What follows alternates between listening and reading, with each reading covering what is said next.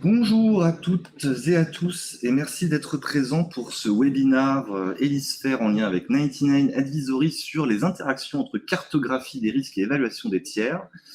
Nous allons parler aujourd'hui avec Michel Afonso, responsable, chef de marché conformité chez Hélisphere et Laurent Renaudot, directeur chez 99 Advisory. Alors, avant toute chose, on va faire une petite note technique. Est-ce que déjà, vous pouvez me dire dans le chat si vous nous entendez bien? Peut-être que Laurent, vous pouvez également parler pour qu'on puisse faire le test pour tout le monde. Tout va très bien pour moi. Merci. Tout va très bien pour moi aussi. Très bien, parfait. Ça grésille un peu, me dit Yelena. Oui, parfait, ok. Très bien, parfait. Nickel. Alors, on a des retours positifs, c'est très bien. Donc, comment va se passer l'intervention? On va revenir un petit peu sur le sujet, sur le planning qu'on a prévu pour ce webinaire qui va durer 45 minutes. Globalement, on va être sur une présentation de 30-35 minutes et après, on va garder un espace pour des questions-réponses. Donc, pour cela, vous avez un onglet en bas à droite de votre écran qui s'appelle Questions. N'hésitez pas tout au long de l'intervention à nous poser vos questions. On gardera un moment justement pour pouvoir y répondre. Et tout au long de l'intervention, on va aussi vous pousser des sondages pour essayer un peu de vous faire interagir avec nous sur vos problématiques. Donc voilà, il y a une pop-up qui apparaîtra au fur et à mesure des différentes slides qu'on va vous présenter. Et je vais laisser la parole à Michel et à Laurent pour se présenter justement et présenter un peu de quoi nous allons parler aujourd'hui. Je te laisse commencer, Michel. Donc Michel, bonjour à tous, merci de votre présence et de nous accorder du temps. Donc je suis Michel Afonso, je suis chef de marché sur les solutions conformité chez Hélisphere. Et donc Hélisphere est une société qui édite des solutions aidant à la prise de décision, des solutions data, mais également des solutions logicielles pour accompagner les entreprises dans leur prise de décision et notamment des décisions d'évaluation des tiers pour des mises en conformité à certaines réglementations. Merci Michel. Donc, je me présente, Laurent Renaudot, je suis directeur au sein du cabinet 99 Advisory qui est donc au sein du groupe Finegan et je suis en charge donc de l'offre sécurité financière qui intègre les sujets de cartographie, de corruption, de fraude, de lutte anti-blanchiment, bref, tous les sujets qui peuvent être en lien avec l'évaluation des tiers. Et plus généralement, notre cabinet en fait intervient donc sur les dispositifs de conformité et de gestion des risques non financiers, en même temps sur la mise en conformité, mais aussi sur des approches opérationnelles et l'optimisation des process et des outils liés à ces sujets. Très bien, merci messieurs pour cette introduction. Alors aujourd'hui, on va parler du coup des interactions entre la cartographie des risques et l'évaluation des tiers. On va revenir en introduction sur l'émergence de tous les risques liés aux tiers. On va ensuite aborder ensemble qu'est-ce qu'une cartographie des risques, élaborer également les liens entre cartographie des risques et évaluation des tiers pour arriver finalement à la présentation de ce qu'est une évaluation des tiers et comment ça marche. Et puis ensuite, en conclusion, on reviendra justement sur les dispositifs qui vont nous permettre d'évaluer ces dispositifs de cartographie et d'évaluation des tiers. Et je laisse Laurent prendre la parole sur l'introduction du contexte dans lequel nous évoluons aujourd'hui. Oui, merci François. Donc déjà, en premier lieu, donc un rapide présentation du contexte. Donc aujourd'hui, en fait, depuis 2-3 ans, nous sommes véritablement, on va dire, vers un changement de paradigme dans la relation, on va dire, avec nos relations d'affaires, avec les différents tiers avec qui chaque entreprise, chaque établissement est en contact. Ça peut être les clients, ça peut être les partenaires, les apporteurs d'affaires, les fournisseurs, les prestataires, voire même les employés ou même les contractuels, les intérimaires, etc. Ce que demande en fait, enfin il y a un certain nombre de sujets en fait qu'on fait émerger ce changement de paradigme. On voit donc premièrement une recrudescence des normes, des réglementations en lien avec la relation tiers. Donc on est tous autour de la table avec la réglementation Sapin 2. On a le devoir de vigilance qui était une réglementation française, pardon, qui va devenir européenne justement sur la prise en charge des l'évaluation des tiers sous l'angle responsabilité sociale et environnementale. On a eu différents types de sanctions, des sanctions par des régulateurs, des condamnations au pénal, etc. D'autre part, on a aussi une opinion publique, une société civile qui est beaucoup plus sensible à ces sujets-là qu'il y a encore quelques années.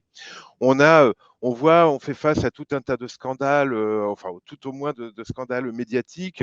On a le sujet, par exemple, des entreprises qui font fabriquer leurs produits en zone ouïghour, d'accord, qui font l'objet donc de campagnes internationales de boycott. Et pour certaines de ces entreprises, par exemple, il y a un grand magasin un magasin de grande distribution de vêtements dans le nord de l'Europe, en fait, a vu sa capitalisation boursière baisser de moitié à cause du scandale ouïghour. On a donc des associations internationales qui militent contre des grands projets. On a vu le cas, par exemple, à Bali, un grand complexe hôtelier avec des acteurs internationaux, dont le projet en fait a été remis en cause et a échoué à cause de la mobilisation des associations internationales, car le projet en fait touchait des populations autochtones. On a donc les scandales de corruption. Aujourd'hui, ce qu'on nous demande, c'est de savoir évaluer les tiers sous l'angle de la corruption. On a même des sujets très très divers. On a le cas d'un de nos clients du luxe qui fabrique des sacs à main en cuir et en fait qui a été stigmatisé par des associations américaines car le cuir, en fait, l'origine du cuir était en Amérique du Sud et les animaux étaient entourés dans des grandes prairies entourées de barbelés, d'où maltraitance animale. Tout ça, c'est quelques exemples en fait pour vous montrer un petit peu l'ampleur du sujet et en fait les risques auxquels doivent se prémunir aujourd'hui les entreprises, les relations avec leurs tiers. Donc ça peut être la corruption, ça peut être la RSE, ça peut être la lutte anti-blanchiment. On voit le cas des sanctions russes, d'accord? Et donc des risques très divers en termes de sanctions, en termes financiers, mais aussi en termes d'image. Ah, est-ce que tu peux remonter, excuse-moi François, au-dessus? Voilà. Et donc, en fait, l'ensemble de ces risques auxquels les entreprises sont confrontées nécessitent en fait la mise en place d'un dispositif d'évaluation des tiers, de façon à ce que ce soit plus l'obligation de moyens qui suffise, mais c'est l'obligation de résultat. Et ce que nous demande en fait l'ensemble des acteurs, des clients, des associations, des régulateurs, c'est d'être proactif, d'anticiper et de prouver qu'on est conforme dans un délai réduit, ce qui prouve, là, on va dire, l'efficacité de notre dispositif. Et ce qu'on nous dit, c'est ce n'est pas vous auriez pu savoir, mais c'est vous auriez dû savoir. Et donc, l'ensemble de ces exigences pose un sujet donc de mise en place d'un dispositif de conformité d'évaluation des tiers, mais aussi avec une exigence opérationnelle face à la multitude des tiers et à la multitude des problématiques auxquelles nous devons faire face. Et donc, justement aujourd'hui, un certain nombre d'outils pour vous permettre de passer à un dispositif efficace.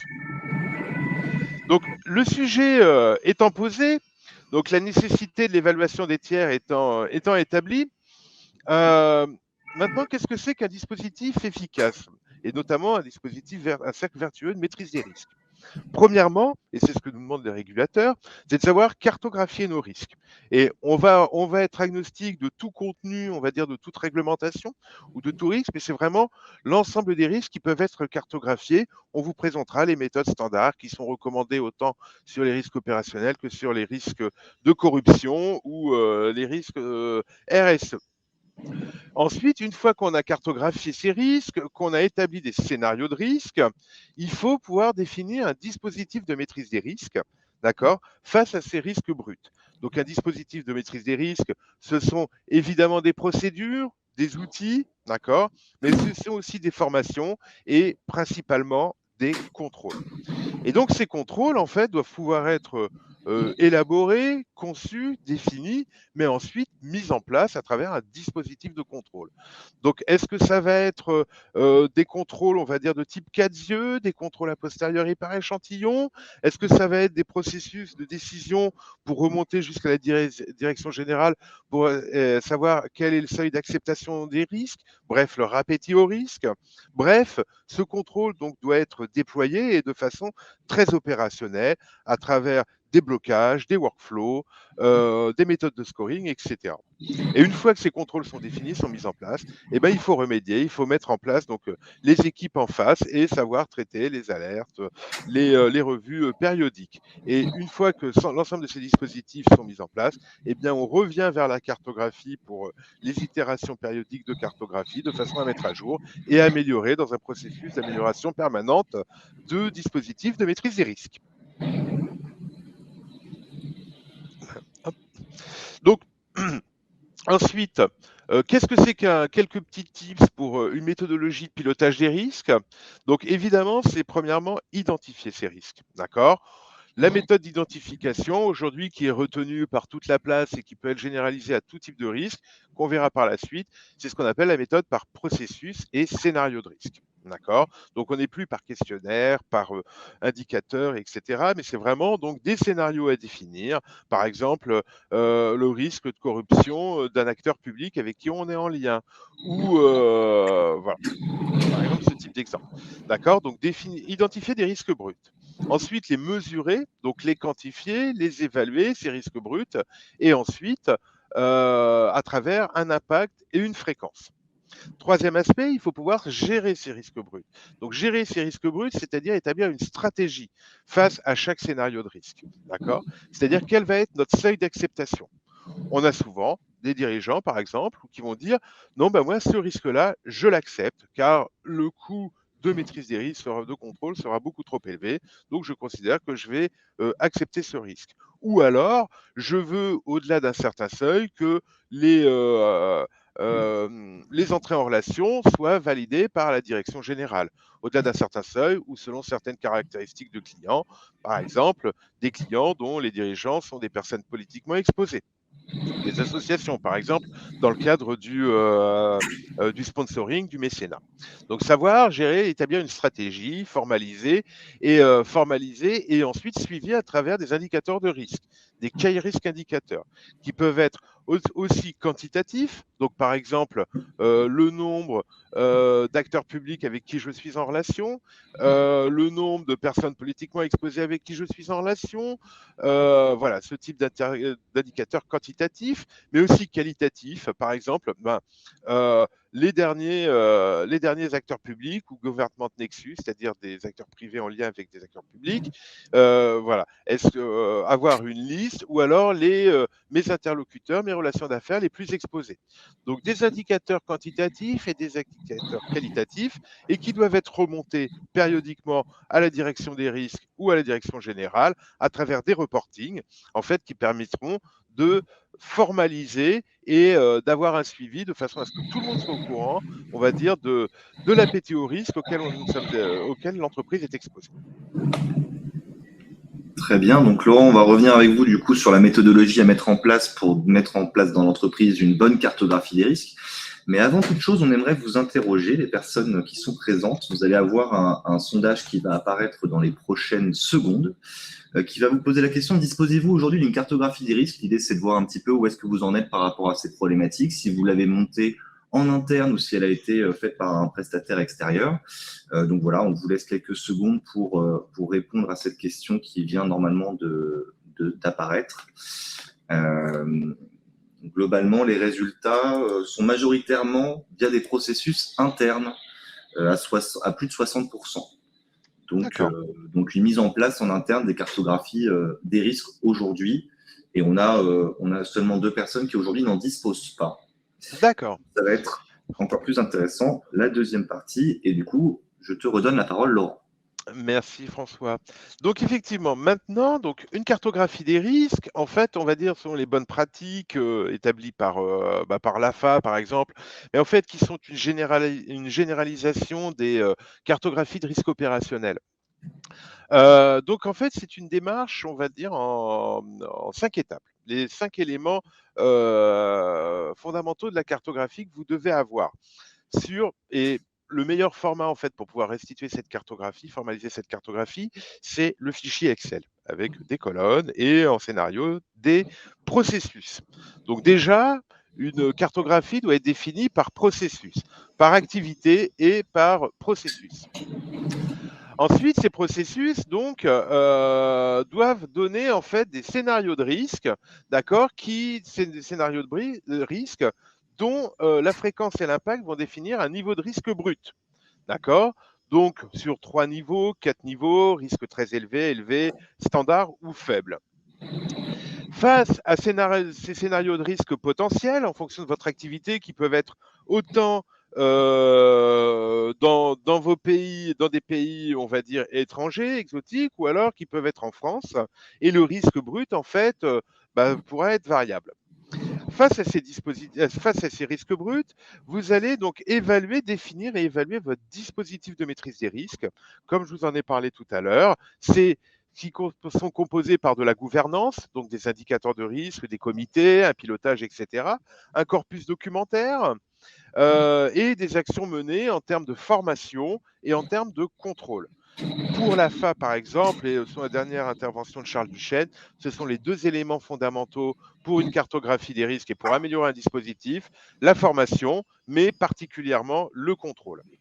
Et donc, en faisant donc en mettant en parallèle donc le risque brut et le dispositif de maîtrise des risques, on va établir un risque net, en fait, qui va donner, on va dire, le niveau d'exposition net de votre entreprise à tel ou tel scénario de risque. Et donc, si ce risque net, on va dire, n'est pas optimal, le but, c'est de l'améliorer par des plans d'action. Et ces plans d'action, donc ça va être mettre en place une formation annuelle, mais surtout, ça va être mettre en place un dispositif de contrôle. Et ce dispositif de contrôle sera matérialisé par une évaluation du risque des tiers, par exemple. Et on va vous l'illustrer par la suite. Donc voilà, donc pour mettre en place cette cartographie, cet exercice de cartographie, très rapidement, la démarche, en fait, c'est une démarche en 3 étapes. C'est-à-dire que, premièrement, au sein de la direction juridique, de la direction des risques ou de la direction de la conformité selon votre organisation, vous allez déjà cadrer et embarquer l'ensemble des acteurs. Donc, premièrement, définir une méthodologie et la matérialiser à travers une note méthodologique de cartographie, par exemple. Définir la gouvernance du projet, qui pilote, quel est le RACI, quels sont les interlocuteurs et qui est accountable, qui est responsable, on va dire, de ces risques. J'insiste là-dessus parce que, évidemment, les risques ne sont pas portés par la direction des risques ou la direction juridique, mais sont portés par les acteurs, les métiers.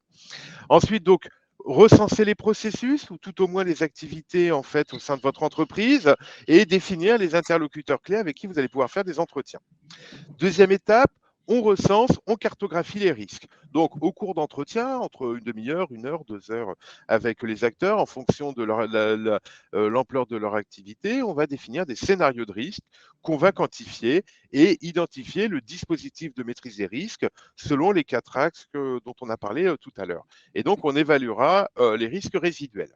Donc, on fait tout l'exercice à travers des entretiens qui doivent être des comptes rendus d'entretien qui doivent être formalisés et validés, et une cartographie qui doit être validée formellement par les métiers. Et ensuite, une fois qu'on a cette cartographie, il faut la consolider, parce qu'en fait, les exercices, les entretiens avec chacun pourront varier en fait selon leur appétence au sujet et leur pertinence. Et donc, il faut mettre tout ça en cohérence de façon à pouvoir proposer à la direction générale une cartographie des risques qui soit cohérente et qui donne une vision groupe. J'insiste sur la vision groupe, elle est très importante pour la fin. Et donc, pour illustrer concrètement, très rapidement, ce que c'est qu'une cartographie des risques, donc j'ai reconstitué un exemple. Je suis par exemple une entreprise dont une des activités périphériques va être de construire par exemple le nouveau centre d'affaires, le nouveau lieu de stockage ou les nouveaux bâtiments du siège. Donc, une activité immobilière et donc le processus construction, macro-processus construction. Donc, je dois construire le bâtiment. Pour cela, je fais appel à un architecte Il se trouve que l'architecte, en fait, présente un certain nombre de facteurs de risque qui sont définis, enfin, qui sont identifiés clairement par l'AFA, mais qui sont plus généralement. Donc, les architectes, c'est ce qu'on appelle des government nexus en américain. En fait, ce sont des acteurs privés qui ont des liens gouvernementaux, puisqu'en fait, l'architecte, c'est lui qui va demander le permis de construire. Et donc, à ce titre-là, en fait, en lien avec un acteur public, le risque de corruption potentiel est élevé. D'accord. Donc, évidemment, la fréquence sera rare, mais l'impact est élevé en cas de corruption, voilà, pour l'obtention d'un permis de construire frauduleux, risque d'image, risque pénal, etc., risque de corruption. Et donc, on sait que donc notre facteur de risque va être l'architecte. Comment je gère mes architectes et le risque architecte? Donc j'ai défini, donc selon mon dispositif de maîtrise des risques, donc des éléments de gouvernance, d'accord, des indicateurs sur mes architectes, mes nouveaux architectes, qui remonteront donc au comité des risques, voire même au comité du suivi des projets immobiliers, de façon à montrer qu'on a une vision permanente, enfin un suivi permanent de l'architecte et notamment de toutes les news sur l'architecte. On va établir des procédures, d'accord, des chartes éthiques, des procédures anticorruption, etc., des formations. Mais surtout, on va mettre en place des contrôles. Les contrôles, par exemple, sur ce sujet-là, peuvent être de 3 ordres. Premièrement, je considère que si j'ai un tiers à risque, eh ben, je dois le faire valider par la direction générale. Ça veut dire quoi? Ça veut dire que je dois mettre en place un processus pour identifier mes tiers à risque. Et je dois mettre un workflow pour pouvoir remonter à la DG. Deuxième aspect, il faut que j'identifie les professions de type gouvernement Nexus.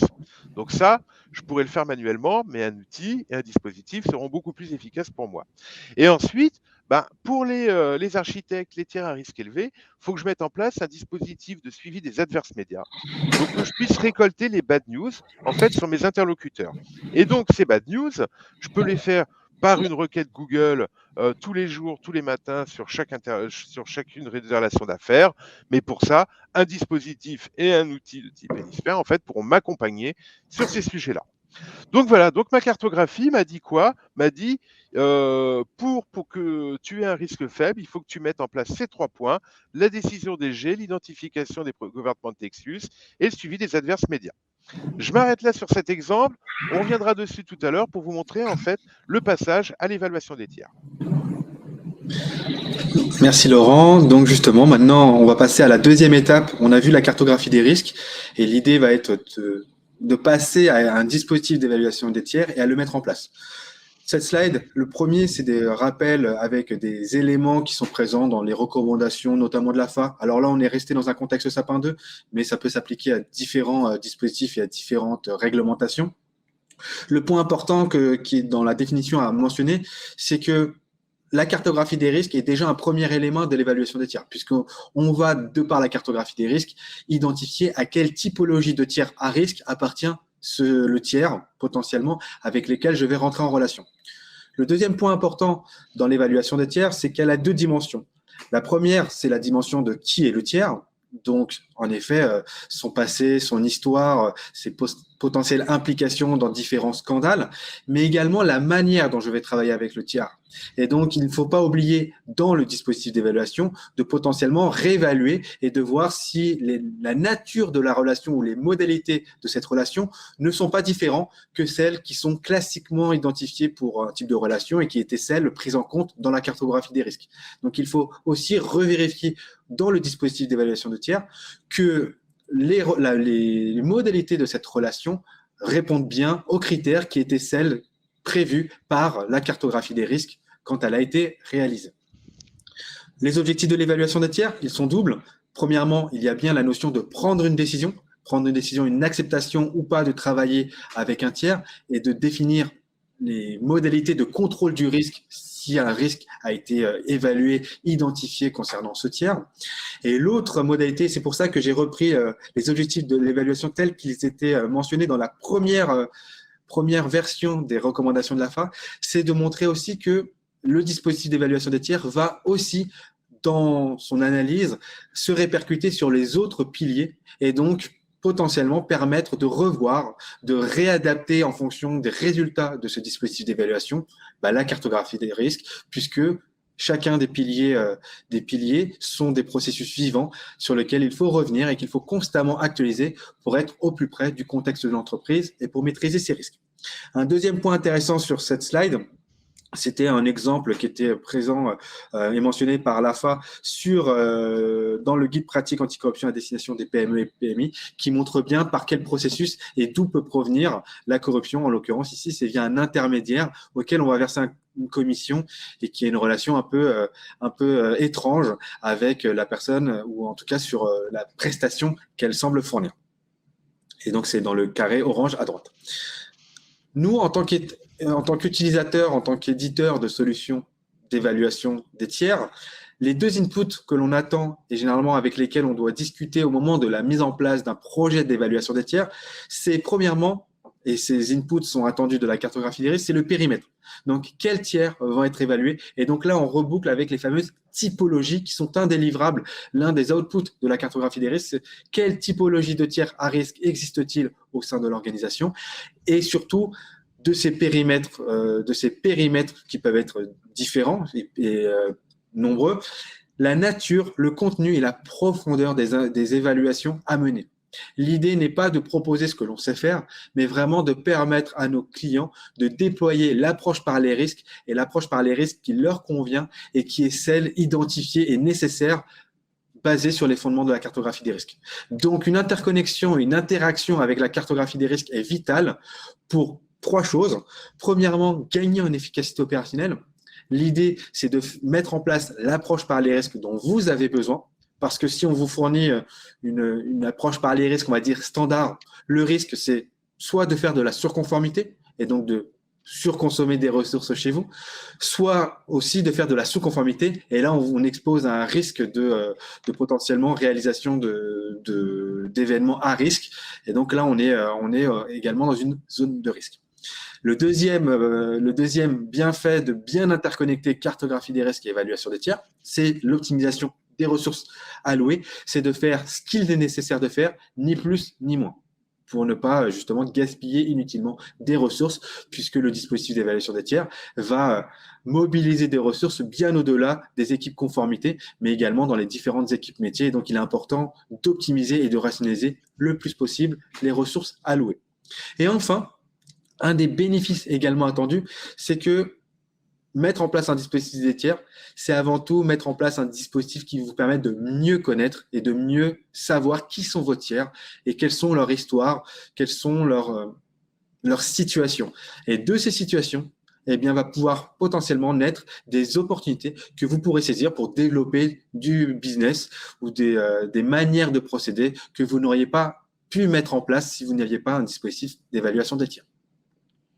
Donc voilà, c'est le point important. Et l'autre point important justement qu'on voit dans ce schéma, c'était la manière qui a évolué entre les deux recommandations de l'AFA sur la présentation des piliers.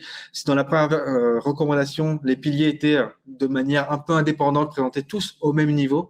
Et dans la deuxième version, on a vraiment vu la cartographie des risques et l'implication de l'instance dirigeante prendre le pas et être les précurseurs et les premiers niveaux, les premiers piliers à mettre en place, parce que de ces deux piliers vont naître tous les autres dispositifs de gestion des risques, et donc notamment les dispositifs de prévention des risques auxquels appartient le dispositif d'évaluation des tiers. Très bien, donc on va revenir avec toi, Michel, et avec toi, Laurent, sur l'évaluation des tiers, sur la méthodologie finalement à mettre en place, qui permettra justement d'avoir une vision un peu plus complète. On va vous reposer une question dans le chat, enfin pas dans le chat, dans le petit sondage qui va apparaître tout de suite, sur voilà, est-ce que vous disposez aujourd'hui d'un dispositif d'évaluation des tiers ou est-ce que vous êtes resté cantonné à un dispositif de cartographie des risques? Et pour l'instant, on a une grande majorité de personnes qui sont équipées d'un dispositif d'évaluation des tiers, à plus de 70%. On va laisser quelques minutes, on donnera les résultats à la fin. Ok. Oui, effectivement. Bah, écoute, les résultats que tu as, François, ils sont assez intéressants. Hier soir, il y avait une conférence de Charles Duchesne, le président de l'AFA, justement, au Club Banque. Et en fait, de façon générale, ce qu'il expliquait, c'est que aujourd'hui, La majorité des entreprises assujetties avaient des dispositifs de lutte contre la corruption, mais que voilà, donc il n'y avait pas de gros manquements en grande majorité, mais qu'ils étaient quand même perfectibles. Comme je vous l'ai dit, donc effectivement, on peut avoir une cartographie, on peut avoir un dispositif d'évaluation des tiers, mais comme l'a dit Michel, l'important c'est la mise en œuvre de l'approche par les risques. Et donc on viendra là-dessus tout au long. Donc concrètement, qu'est-ce que c'est qu'un dispositif d'évaluation des tiers? Donc l'idée, c'est pas de vous réexpliquer ce que vous avez déjà mis en place, mais c'est simplement de vous présenter, on va dire, la problématique. Et comme ma fille m'a dit, eh ben, papa, fais une mind map. Et donc, en fait, simplement pour vous expliquer que l'évaluation des tiers, premièrement, peut adresser tout type de sujet, que ce soit du sapin du RSE ou du devoir de vigilance, de la lutte anti-blanchiment, de la lutte contre la fraude, de la gestion des externalisations. D'accord? Je pense par exemple au risque IT aujourd'hui ou au risque fournisseur, notamment en termes de matières premières, auxquelles vous pouvez être exposé. Mais concrètement, qu'est-ce que c'est qu'un dispositif d'évaluation des tiers? Premièrement, c'est des typologies de tiers, des clients, des fournisseurs, des intermédiaires, des employés, voire éventuellement. Par exemple, on a eu le cas d'un client qui voulait ouvrir un magasin dans un centre commercial à Dubaï. Bon, bah, ça pose les questions justement des fournisseurs de locaux, du recrutement des employés, etc., etc.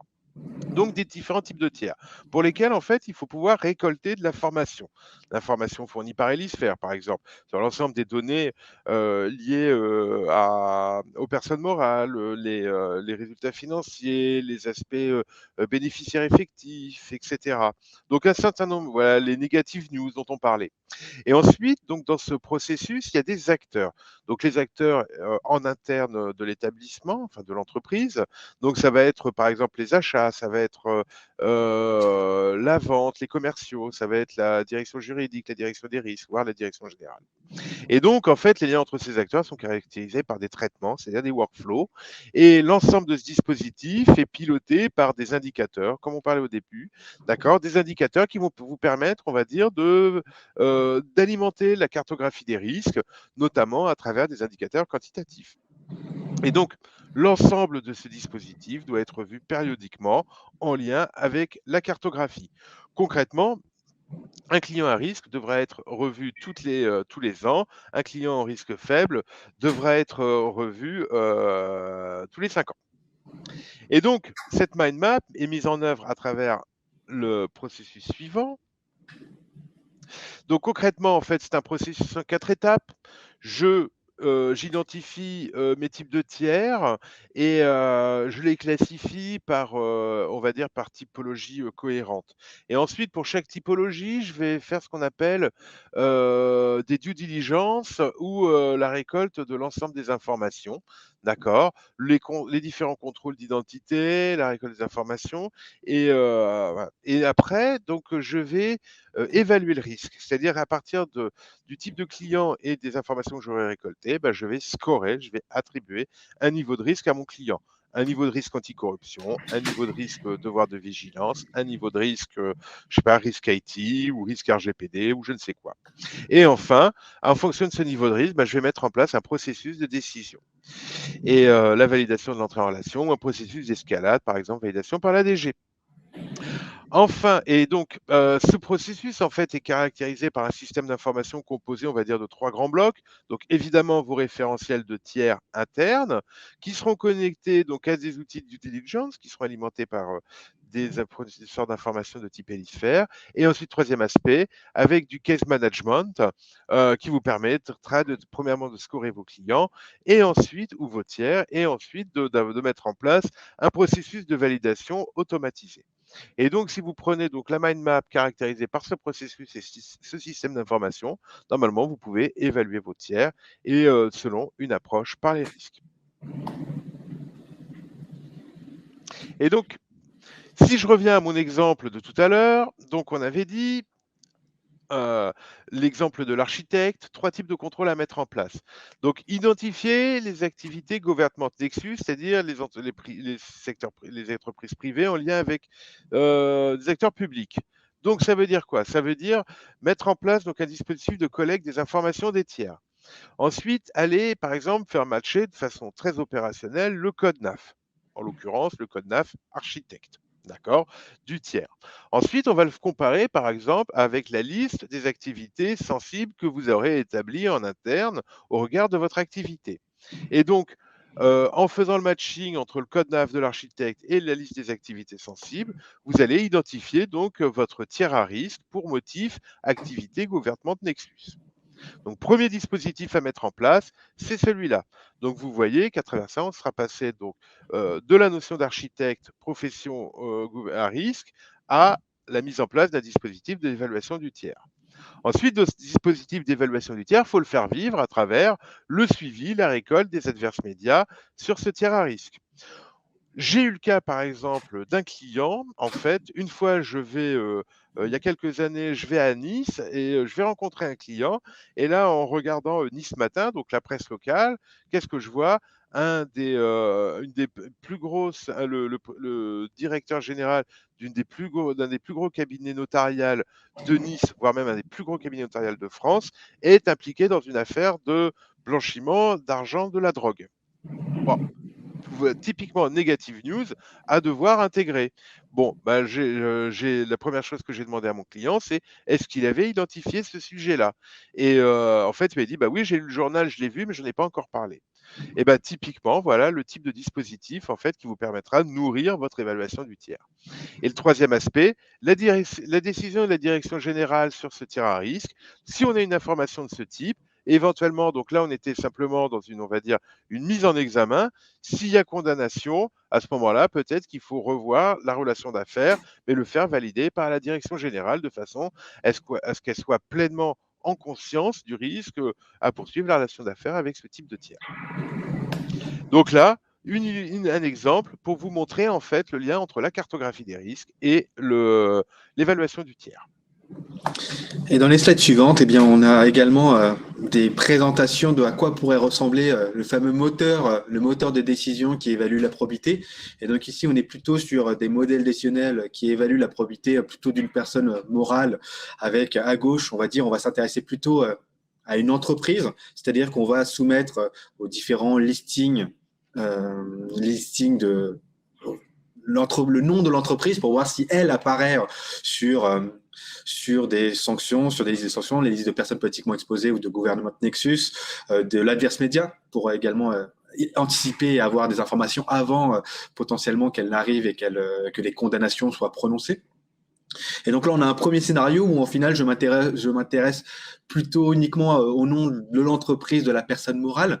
C'est déjà un premier niveau d'information, mais il y a une deuxième possibilité pour étendre cette analyse de la probité, puisque là, on est plutôt, par exemple, on pourrait imaginer que l'architecte évolue dans un cabinet d'architectes. Donc là, on a regardé est-ce qu'il y a des choses au niveau du cabinet d'architectes, mais on travaille également on peut rentrer plus dans le détail en soumettant des noms, des rôles, c'est-à-dire en ne se contentant pas d'aller simplement sur le nom de l'entreprise, mais également ses parties prenantes, ses bénéficiaires affectifs, ses actionnaires, ses dirigeants. Donc, il faut les identifier, mais également, elles aussi, les soumettre à ce contrôle de probité et d'intégrité, puisque le risque peut provenir de ces parties prenantes. Et donc, c'est un deuxième niveau.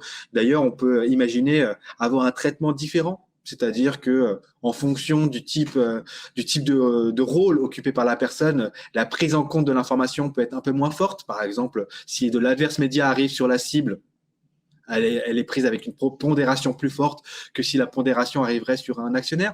Il faut se rappeler, par exemple, qu'il y a des choses également, si des sanctions sont prononcées sur un actionnaire majoritaire, eh bien, elles redescendent sur les participations de cet actionnaire. Donc, je peux travailler avec une entreprise qui n'est pas sanctionnée directement, mais qui, par l'intermédiaire de son actionnaire majoritaire qui lui-même est sanctionné, au final, est apparenté et est sanctionné en tant que tel.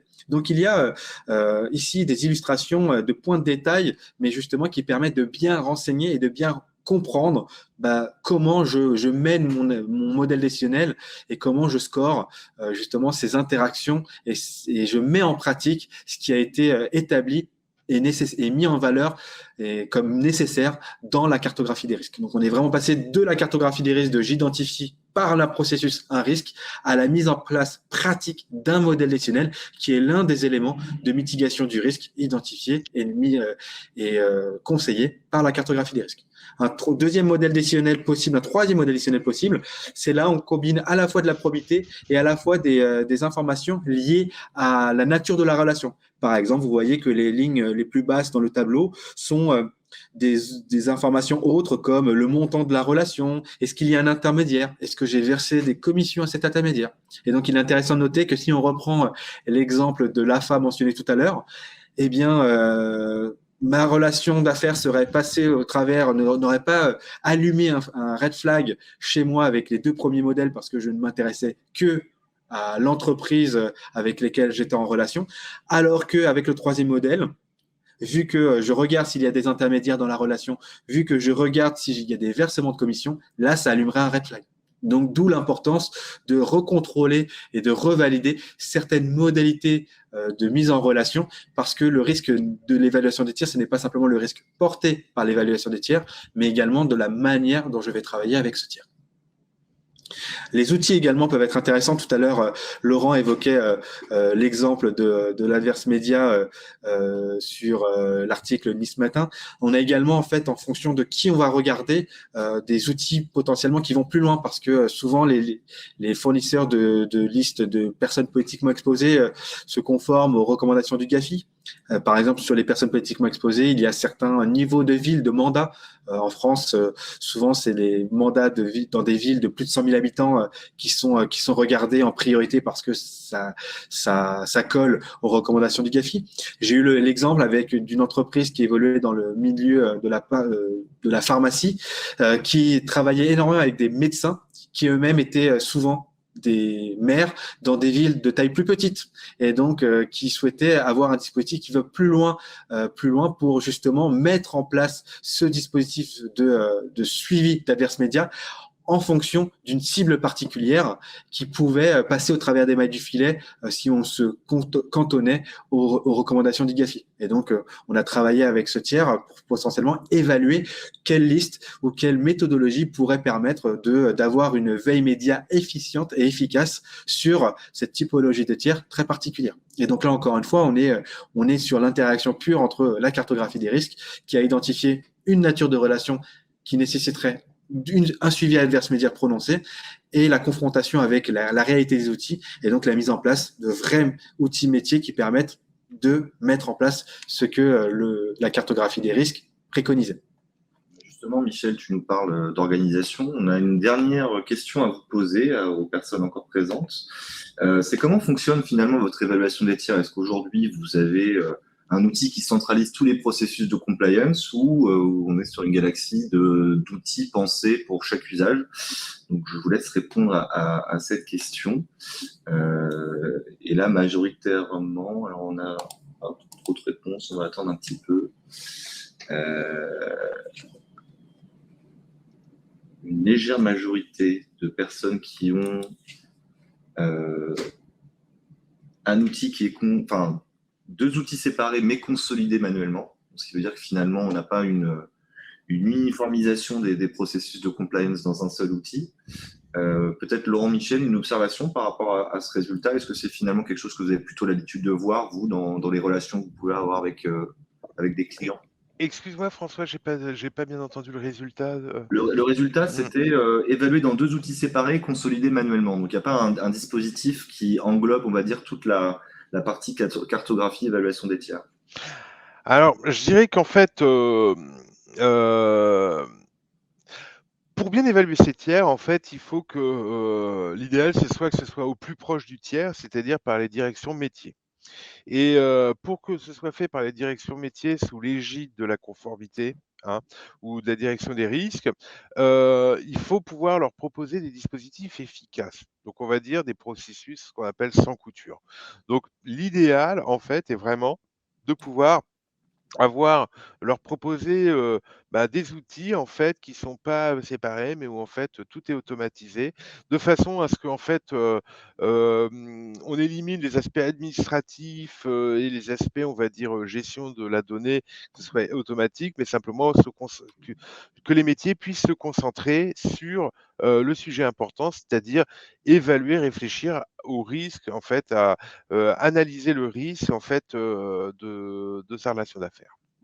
Et du coup, pour conclure notre intervention, on va parler aussi des processus d'évaluation, de la cartographie des risques et de l'évaluation des tiers, pour avoir justement une vue un peu globale de tout le processus qui doit être mis en place et qui a déjà été abordé par Michel et par Laurent. Oui, effectivement, donc voilà quelques petits tips en fait, des convictions pour vous voilà, pour vous accompagner, pour voir si vous couvrez globalement, le sujet. Donc premièrement, en fait, l'évaluation des tiers qualitative efficace, c'est quoi? C'est une gouvernance, d'accord? Mettre en place une gouvernance dédiée aux tiers, à l'entrée en relation et dans l'évaluation continue. On parlait d'une procédure, on parlait donc cette procédure, elle doit être déclinée de façon opérationnelle et il doit y avoir, une véritable gouvernance en fait de la gestion de ces tiers. Deuxième aspect, c'est une politique de vigilance. Donc, comme on vous l'a dit, c'est segmenter les tiers, établir une politique de vigilance, en parler d'appétit au risque, hein, définir une stratégie de risque. C'est ça, face à cette stratégie de risque, donc c'est mettre en place une politique de vigilance. Troisième aspect, c'est s'auto-évaluer. D'accord? Donc s'auto-évaluer à fréquence périodique, à minimum tous les 2 ans, on va dire pour l'ensemble du dispositif, mais évaluer les tiers de façon récurrente en fonction de l'approche par les risques. Quatrième aspect, donc ce sont des audits et des contrôles. Donc vérifier que les évaluations sont bien faites, tout au moins sur la partie qui a été décidée. Concrètement, si vous décidez de faire d'évaluer, on va dire, non, de scorer les tiers et de faire une revue périodique sur les tiers à risque et une attention particulière, il faut que de façon opérationnelle, qu'il y ait des contrôles, que ce soit effectué de manière opérationnelle et régulière. Ensuite, les analyses d'écart. On a établi des règles, on a établi des contrôles, un dispositif des risques. En fait, identifier les écarts par rapport à ce qu'on avait prévu de façon à pouvoir mettre en place des campagnes de remédiation, voire des plans d'action.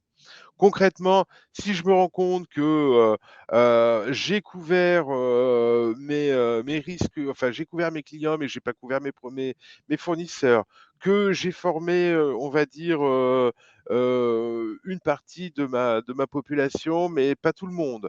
Voilà, tout un tas de choses comme ça, et ben, il faut pouvoir remédier à cela et améliorer, donc enfin identifier les écarts de façon à pouvoir améliorer le dispositif.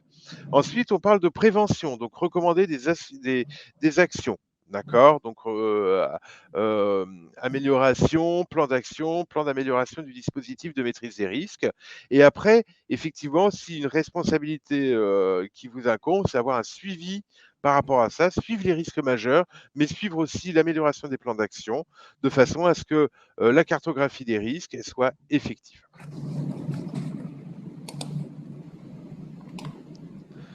OK. Dernier point, bah, pour terminer, voilà. Donc, pour mettre en place, donc, évaluer son dispositif des risques, donc c'est premièrement, en fait, établir un processus unique pour l'ensemble de l'entreprise, d'accord? Qui vous définira les étapes, les responsables et les contrôles à mettre en place. Deuxièmement, donc, c'est identifier et piloter le volume de tiers à évaluer en cohérence avec votre cartographie.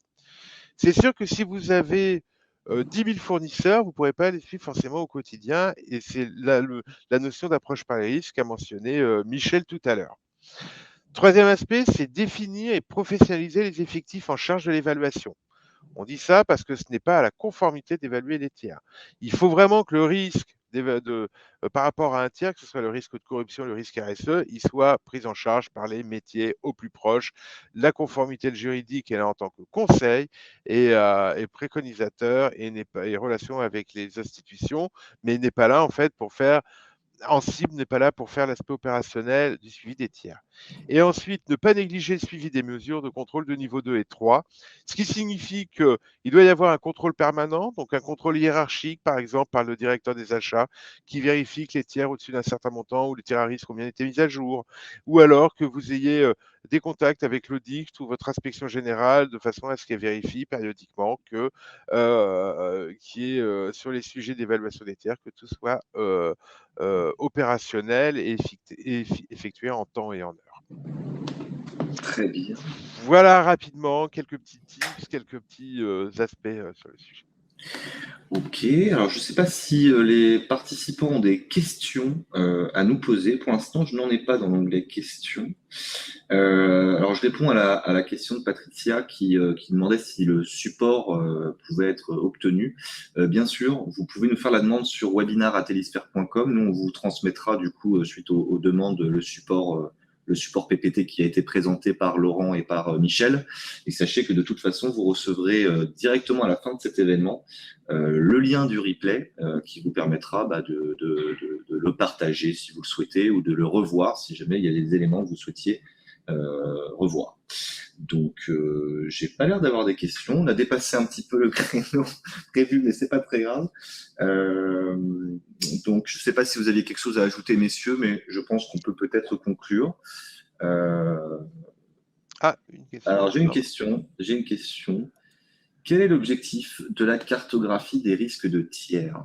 Alors, la cartographie des risques de tiers, en fait, va vous permettre, on va dire, de mettre en œuvre l'approche par les risques. C'est-à-dire qu'en fait, tous vos tiers ne présentent pas les mêmes risques, ne présentent pas les divers types de risques.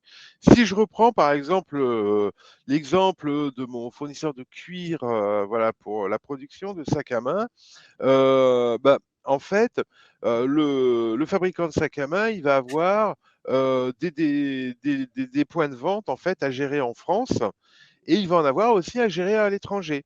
D'accord. Évidemment, si vous ouvrez un magasin en France, dans Paris, ça ne présentera pas forcément le même risque de corruption que d'ouvrir un magasin en Chine ou à Dubaï.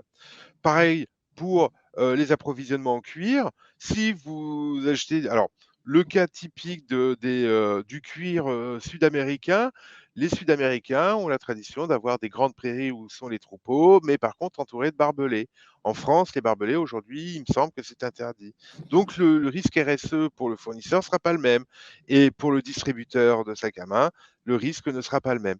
Donc, voilà, le risque tiers, voilà, ça vous permet de mettre en œuvre l'approche par les risques et d'accorder un focus particulier sur ce qu'on appelle vos tiers à risque. Michel, un dernier mot? Non, mais c'était très bien expliqué. L'idée, c'est vraiment de gagner du temps et de faire ce qui est nécessaire, d'identifier où sont les risques, où sont les priorités d'action et de mettre en place les bons moyens, les ressources et le focus là où c'est nécessaire et là où vous êtes exposé à des risques réels qui peuvent vous porter préjudice. Alors, on a deux questions qui viennent d'apparaître, donc on va un petit peu prolonger. Pensez-vous que l'évaluation des tiers soit liée à une bonne cartographie? Alors, vous pouvez avoir une bonne cartographie, vous pouvez avoir une bonne évaluation des tiers. L'important, c'est qu'il y ait un lien entre les deux. En fait, qui est vraiment que le dispositif que vous avez mis en place pour l'évaluation des tiers, donc voilà, soit illustré dans votre cartographie et répondre à des risques que vous avez dans votre cartographie, de façon à ce que vous ne fassiez pas un travail inutile sur des risques faibles, et par contre, vous accentuiez vraiment la surveillance sur les risques élevés. C'est ça. Je rajouterais aussi que voilà, on peut mettre en place le meilleur dispositif du monde si il n'a pas de réalité. Si au final j'ai mis tellement de contrôles qu'ils ne peuvent pas être mis en place de manière opérationnelle, au final, l'important c'est que justement on dimensionne ce dispositif d'évaluation des tiers pour qu'il soit soutenable et qu'on puisse le mettre en application. Puisque voilà, l'objectif c'est surtout, et donc d'où l'intérêt de la cartographie des risques, c'est de bien identifier là où il faut le mettre en place et là où sont les priorités, parce que vous ne pourrez pas traiter de la même manière et d'évaluer sous toutes les dimensions tous vos tiers, parce que ce n'est physique, soit c'est très coûteux et c'est ce n'est pas soutenable sur le long terme. Donc l'idée est bien d'identifier là où sont les risques et là où votre attention doit être portée. Très bien. Et enfin, dernière question de Arnaud. Avez-vous des exemples de listes des activités sensibles pour illustrer votre propos? Alors, j'ai pas une liste. Déjà, on va poser le premier postulat. Le sujet de la lutte contre la corruption, en fait, et ça, je reprends les mots justement de Charles Duchesne, c'est les liens avec le secteur public. La corruption, ça concerne essentiellement ce sujet. Alors évidemment, il peut y avoir des corruptions de personnes privées envers des personnes privées. Mais ce qui remonte au tribunal, principalement, ce sont la corruption d'acteurs publics. Et cela, que ce soit en France, au Brésil, au Mali ou voilà, ou n'importe où dans le monde, c'est vraiment le sujet du secteur public en fait qui est pour lequel les acteurs de la lutte anticorruption sont le plus sensibles. Il faut se rappeler que d'ailleurs, c'était l'une des origines de la loi Sapin 2, c'était bien mettre la France au niveau en termes de dispositifs de prévention de la corruption d'agents publics à l'étranger. Et c'était justement les instances internationales sommaient la France de se mettre au diapason parce qu'elle avait pris des engagements qu'elle ne matérialisait pas par de réelles actions. Donc, il était primordial de mettre en place justement des dispositifs de prévention de la corruption des agents publics à l'étranger. C'était l'un des premiers origines de la loi Sapin 2. Tout à fait. Eh bien, très bien. Merci, messieurs. Je pense qu'on va pouvoir conclure. Merci à tous les participants et toutes les participantes pour leur présence et leurs questions. Donc, comme je vous le disais, vous aurez accès au replay dans quelques minutes.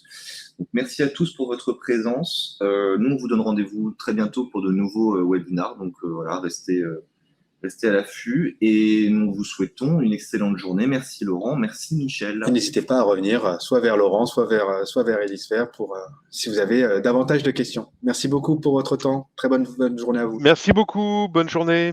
Au revoir. Au revoir.